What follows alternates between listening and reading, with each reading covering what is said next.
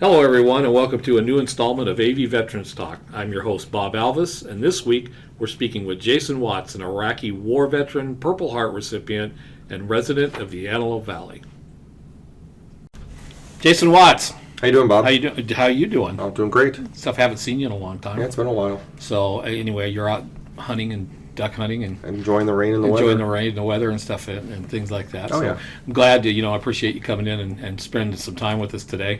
No problem. And sharing a little bit of your history as a citizen soldier from the Antelope Valley. Right. So, I was kind of telling people, once again, you're somebody I've known for quite a long time.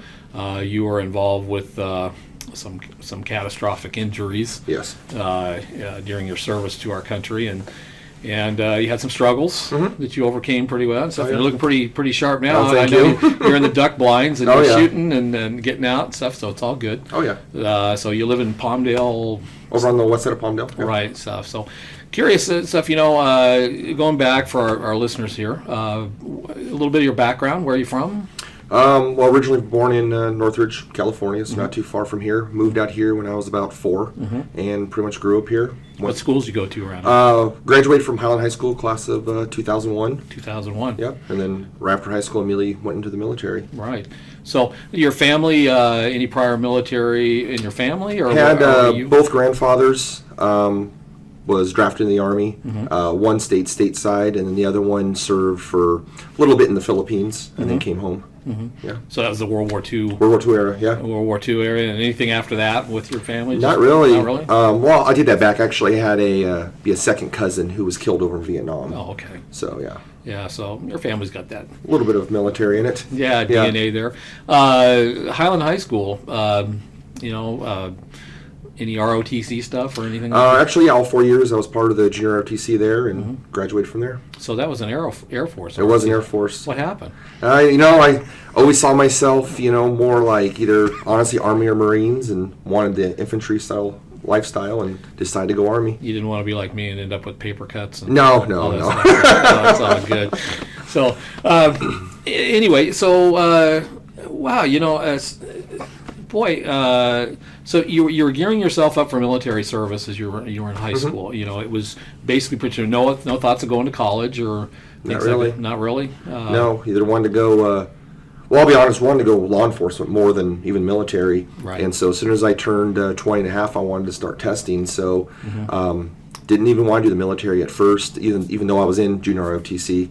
And then my junior year of high school, was my history teacher actually signed up the whole class to take the ASVAB, but not for the military, just to, hey, I'll tell you kind of what your mindset is for what kind of work you'd be good at. And then, we took it, and then I didn't think nothing of it. And then later on that year, recruiter called me, started talking to me, and actually decided to go National Guard first because I could do the military but still have a law enforcement career. So I signed up for that the summer between my junior and senior year. Yeah.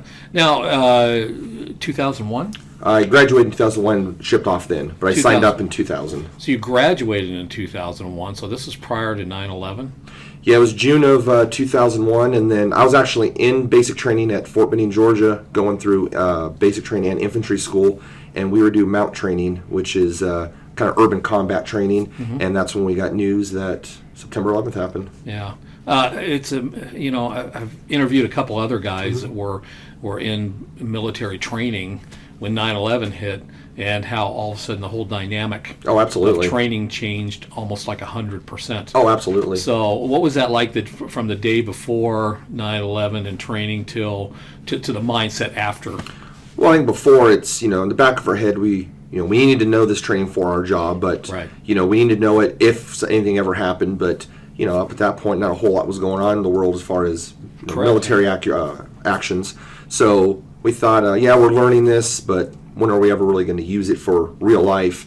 And then that day, from there on, it's, we pretty much knew at this point we're going to be going to war, so we're actually going to be using this training. So it took on a little more, I guess, realisticness to it. Right.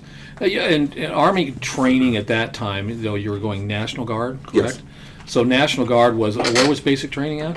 It was at Fort Benning, Georgia, but we were mixed in with active duty soldiers. So us and active duty were together, and we got same exact training. Right.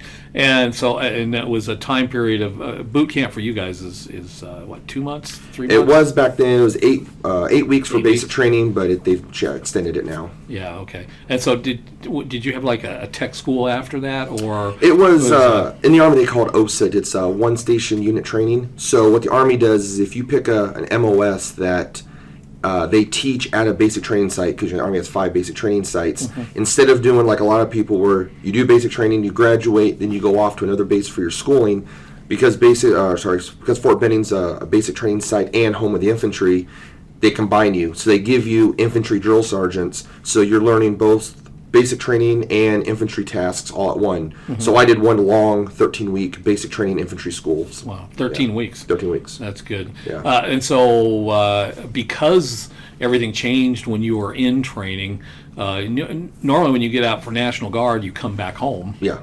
And was there a time period there where you did come back home, and then? Yeah, no, I came back home because my unit I was coming back to out of Fullerton, they were just deployed to Kuwait, and this is scheduled before 9/11 even happened, to do a security mission for the Patriot missile silos out there. Correct. And so I came home for a little bit, and then we started training up to go to Iraq. Okay.